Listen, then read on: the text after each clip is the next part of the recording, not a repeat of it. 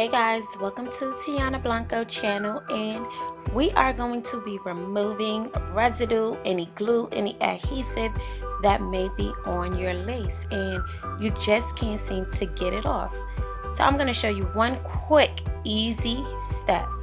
You're going to use your conditioner and you're going to take a toothbrush with some water.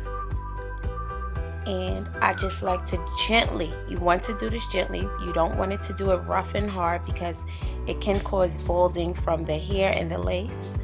So I'm just going to gently take that toothbrush and do circular motions, up and down motions, and you'll see the magic happen.